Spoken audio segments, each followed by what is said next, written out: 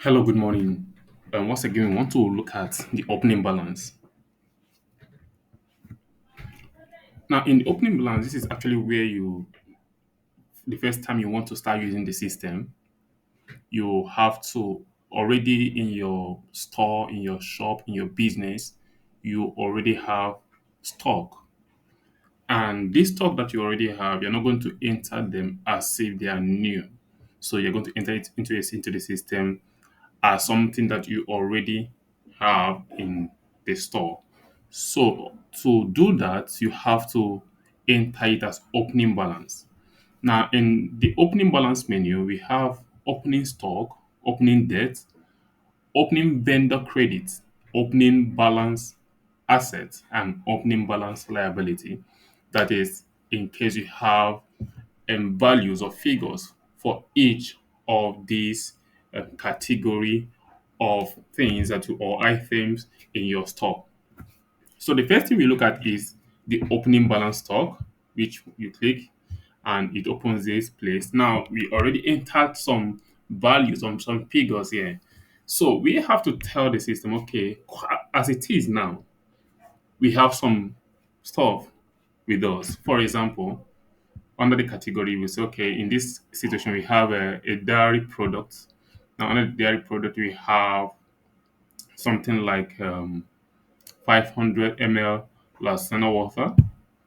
And what's the quantity that we have as it is now? So we can say, in this situation, we have 50, and the unit cost for each. Now, the unit cost is the cost what you paid to acquire or to buy them. That is not a selling cost. This is the cost what you paid to get it.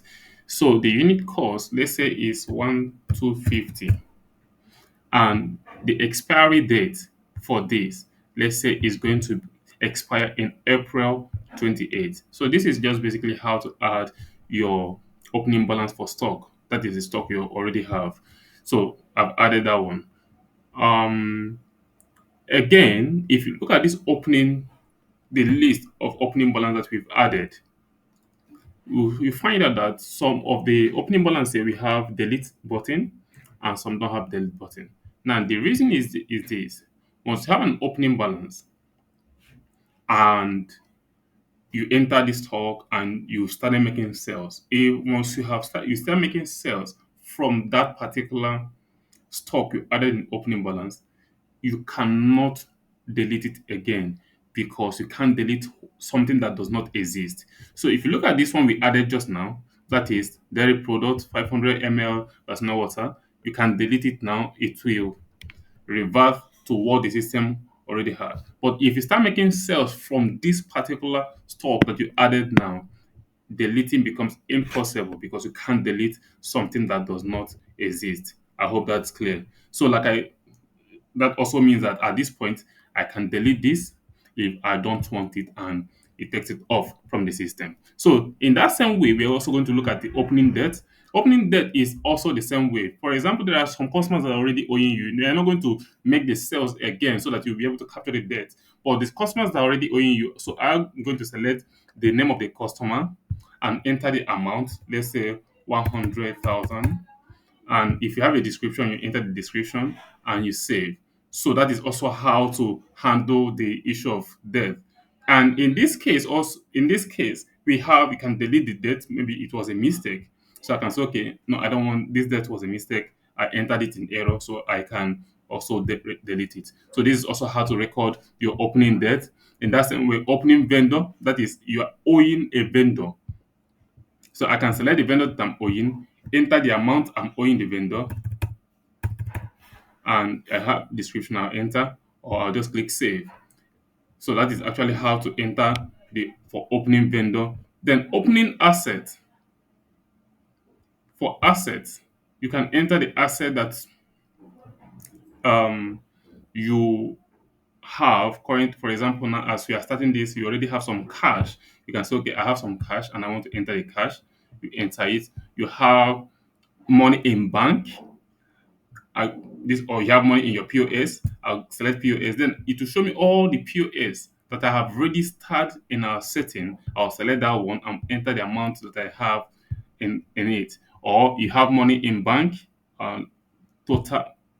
Then if you select bank, you now see, okay, these are the banks that I'm operating with. You enter the amount you have in bank. Or you have other assets, like you have your vehicles, you enter the amount, the value at the moment.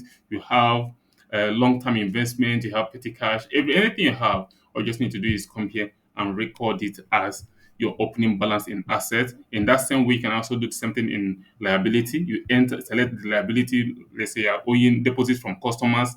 Now, when sometimes your customers make deposit upfront and they have not made a purchase, so that deposit they made, you have to record it now as opening balance. But we are still going to look at a situation where now you're already using the system when they make the deposit. You don't have to come here and record it as opening balance. In that case, you're not going to record it as a deposit from customer. But we are looking at a situation whereby you're just starting now and you already have some customers deposit with you. You can come here and record it as a liability. So, like I said, this one is you can record accrued expenses, deposits from customers, income tax payable, long-term loan, mortgage, short-term loan, and VAT payable. So anyone you select, you enter the amount. But if it is deposit from customer, when you select, you now have to select the customer name that made the deposit and enter the amount. So this is actually how the opening balance work. And I hope that this um, we answer all your questions. And if you still have any other question, please do not hesitate to reach out to us at